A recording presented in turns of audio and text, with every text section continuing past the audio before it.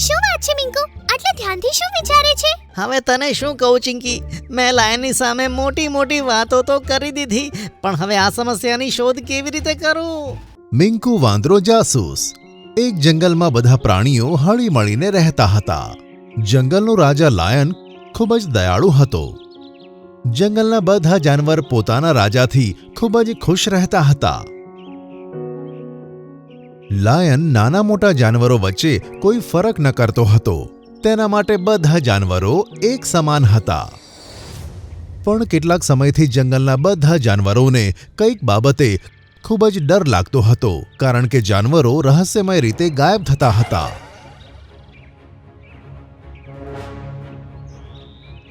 જંગલનો રાજા lion આ બાબતે ખૂબ જ હેરાન પરેશાન રહેતો.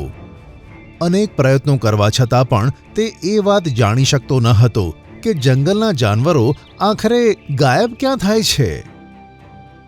દરરોજ કોઈને કોઈ પ્રાણી લાયનની સામે પોતાના સંબંધી ગાયબ થવાના સમાચાર આપતું હતું. અને આ કારણથી જ જંગલના રાજા લાયને જંગલના બધા જાનવરોની મીટિંગ બોલાવી હતી. આપણા આ સુંદર જંગલમાં કેટલાક દિવસોથી આપણા જ મિત્રો બહુ જ રહસ્યમય રીતે ગાયબ થાય છે, અને આજે પણ થયા છે. હજુ પણ ખબર નથી પડી રહી કે આ બધું થાય છે તો કેવી રીતે. હું ઈચ્છું છું કે તમારામાંથી જે પણ સમજદાર હોય તે મને સલાહ આપે કે આગળ શું કરવામાં આવે. આ સાંભળીને બ્લેન્કી બોલી, જંગલમાં બધાએ બહુ જ પ્રયત્નો કર્યા તે શોધવાના, પણ કાંઈ જ ખબર ના પડી.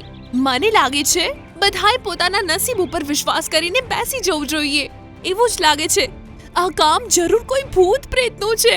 મેં અહીંયા બધાને મને સલાહ આપવા માટે બોલાવ્યા છે, પણ તું તો નિર્ણય સંભળાવવા લાગી. બકવાસ વિચારોને પોતાની પાસે રાખ. લાયનની વાત સાંભળીને બ્લેન્કી એક જગ્યાએ બેસી ગઈ. બ્લેન્કીની વાત મિંકુને જરા પણ ન ગમી. મિંકુ એક તોફાની વાંદરો હતો જે મોટી મોટી ડીંગો હાંકતો હતો.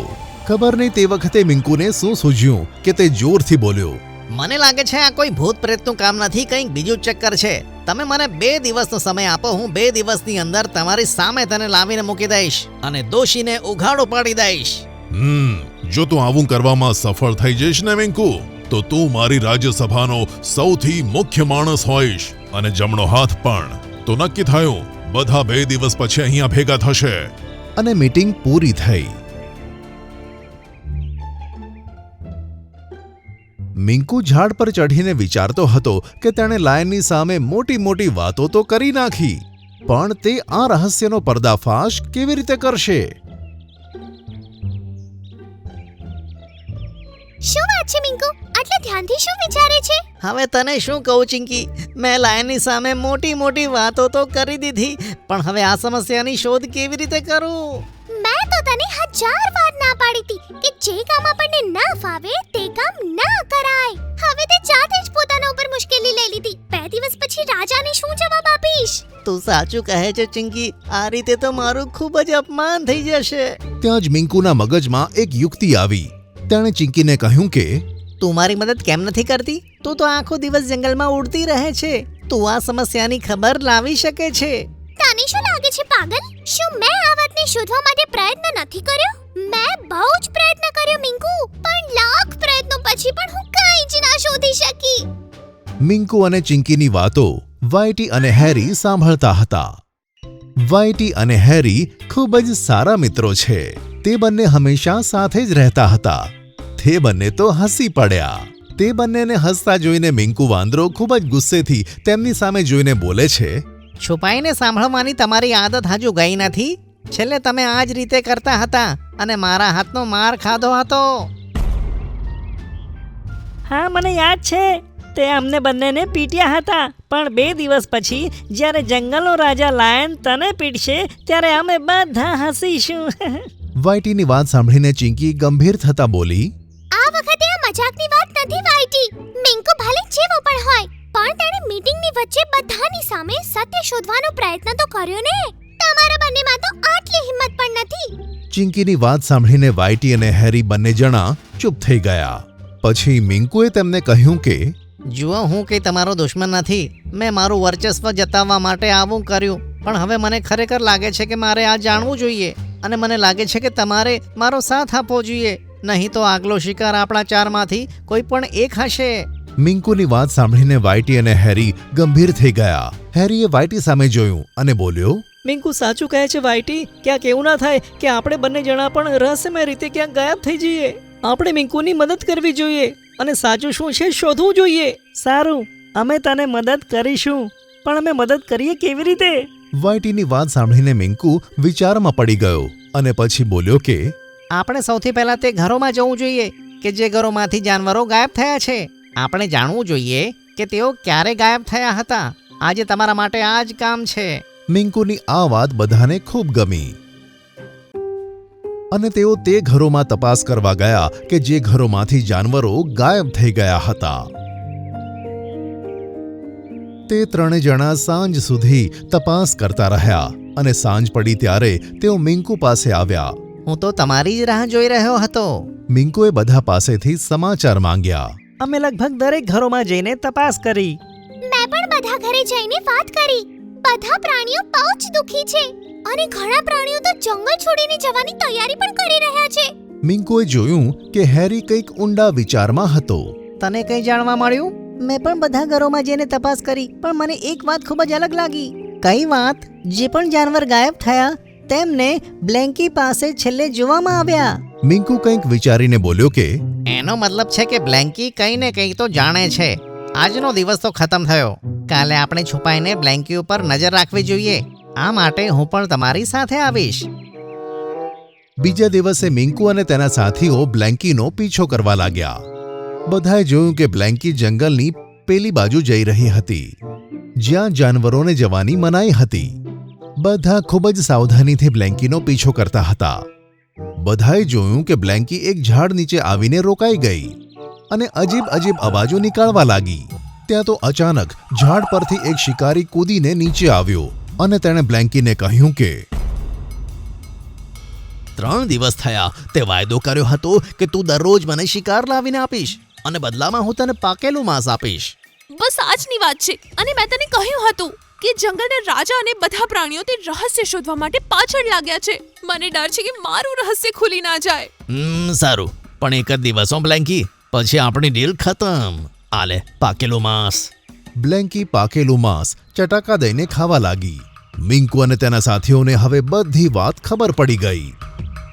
બીજા દિવસે લાયન સાથેની મીટિંગમાં મિંકુ ખૂબ જ નીડર બનીને ગયો. તો પછી તે શું તપાસ કરી મિંકુ?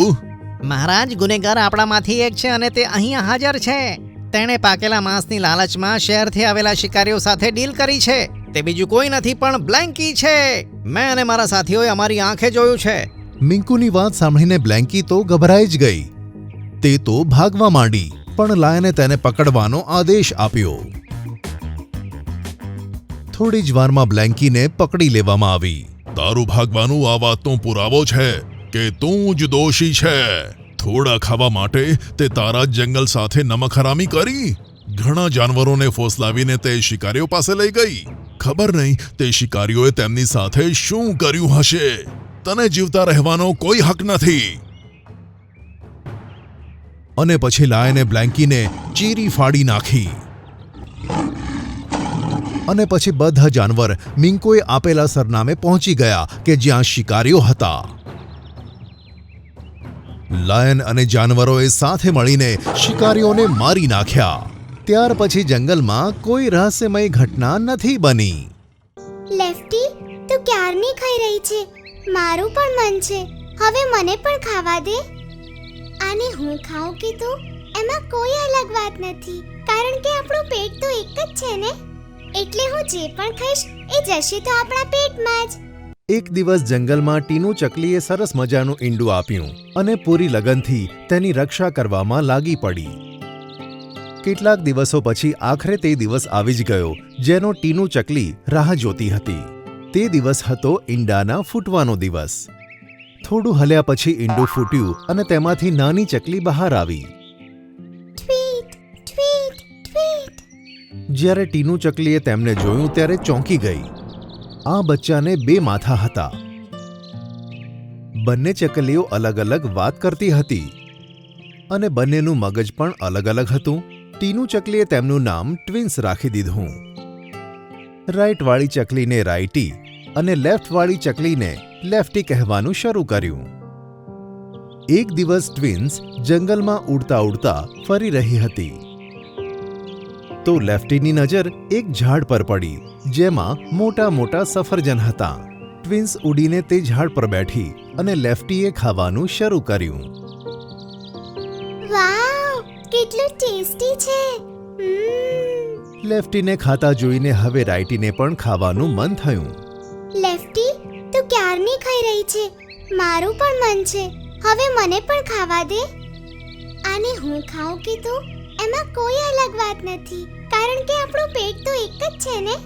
એટલે હું જે પણ ખાઈશ એ જશે તો આપણા પેટમાં જ. પણ મને થોડું તો ખાવા આપ. આ ફળ પર પહેલા મારી નજર પડી હતી, એટલે આને ખાવાનો હકદાર પણ હું જ છું. આ સાંભળીને રાઇટી આગળ કશું ના બોલી, પણ તેના મનમાં હવે બદલો લેવાની ભાવના જાગી ઉઠી. પછીના દિવસે પણ આવું જ થયું.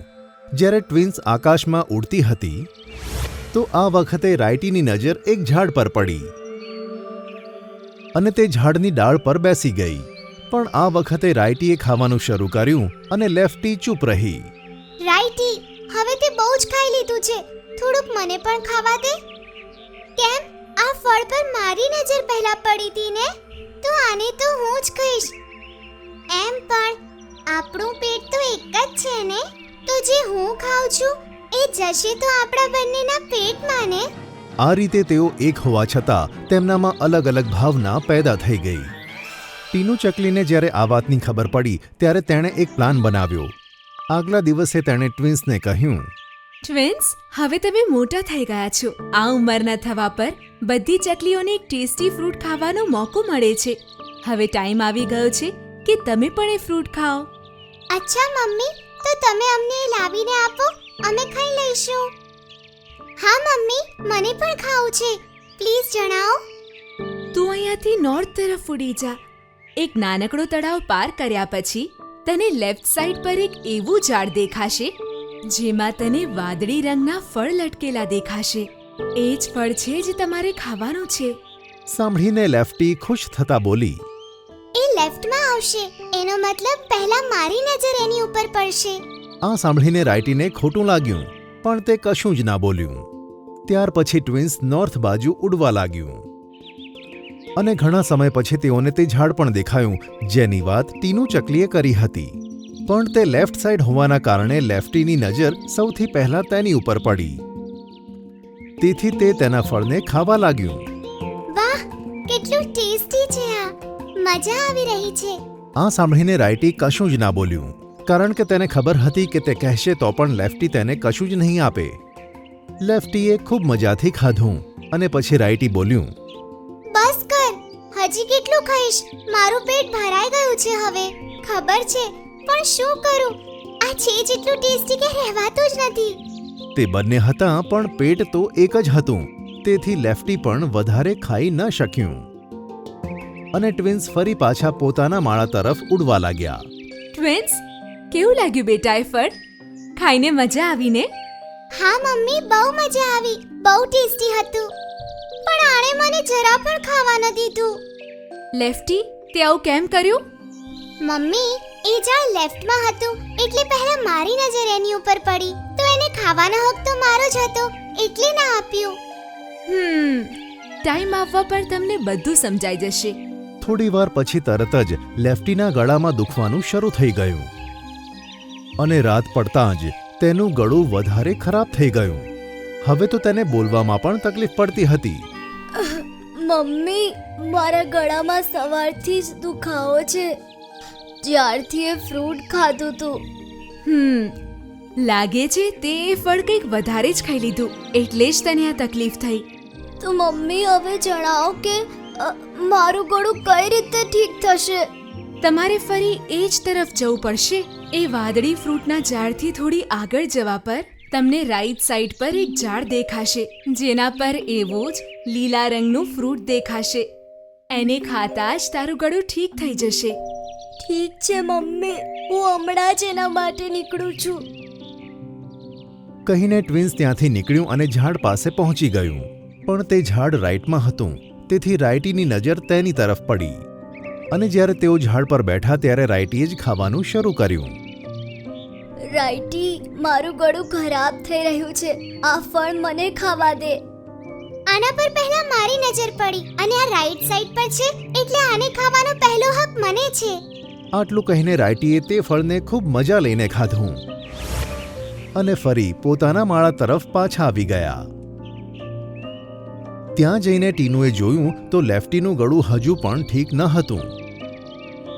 તો લેફ્ટીએ તેને બધું કહી દીધું. સાંભળીને ટીનુ ચકલી હસી, કારણ કે હજુ અસલી પ્લાન બાકી હતો. થોડીવાર પછી ટ્વિન્સના પેટમાં દુખાવો થવા લાગ્યો અને પછી રાઇટીએ ટીનુ ચકલીને કહ્યું, મમ્મી, મારા પેટમાં બહુ દુખે છે. તમે એક હોવા છતાં પણ અલગ મગજોથી અલગ નિર્ણયો લીધા છે અને પોતાના બે ભાગ કરી દીધા. તારા પેટમાં દુખાવો એટલે જ થાય છે કારણ કે તે ગળાને ઠીક કરવાવાળું ફળ વધારે ખાઈ લીધું. હવે તમારે ફરી ત્યાં જવું પડશે અને આ વખતે લેફ્ટ સાઈડ જે ઝાડ આવે એ ફળથી તારું પેટ ઠીક થઈ જશે. પણ લેફ્ટ સાઈડ તો લેફ્ટીની છે અને ગળું ખરાબ હોવાના કારણથી લેફ્ટી એ ફળ નહીં ખાઈ શકે. હવે જણાવો, આ પરેશાનીથી કઈ રીતે છુટકારો મેળવશો? સાંભળીને લેફ્ટી અને રાઇટી બંનેને પોતાની ભૂલ પર પસ્તાવો થયો. પહેલા જે ફ્રૂટ લેફ્ટીને ખાવું છે એ એને ખાઈને એનું ગળું ઠીક કરી લેશે અને એના પછી જે ફળ લેફ્ટ સાઈડ પર આવશે એને હું ખાઈ લઈશ એટલે મારું પેટ ઠીક થઈ જશે. અને આજથી અમે વચન આપીએ છીએ કે અમે હવે કેરીની જે ગળીએ જે પણ મળશે એને અડધું અડધું ખાઈ લઈશું અને એકબીજાની વાત પણ માનીશું. સાંભળીને ટીનુ ચકલી ખુશ થઈ ગઈ અને પછી ટ્વિન્સ પોતાના બે મોઢા સાથે ત્યાં ઉડી ગઈ. પહેલા રાઇટીએ પોતાની સાઈડ પરથી લેફ્ટીને તે ફ્રૂટ ખવડાયું જેથી તેનું ગળું સાજું થઈ ગયું. પછી આગળ જતા લેફ્ટીએ પોતાની સાઈડ પરથી રાઇટીને તે ફ્રૂટ ખવડાયું જેથી તેનું પેટ સાજું થઈ ગયું. પછી ટ્વિન્સ ખુશી ખુશી પોતાના માળા તરફ આગળ વધ્યા અને આમ લેફ્ટી અને રાઇટી એકબીજા સાથે વાતો કરતા કરતા ફરીથી એક થઈ ગયા.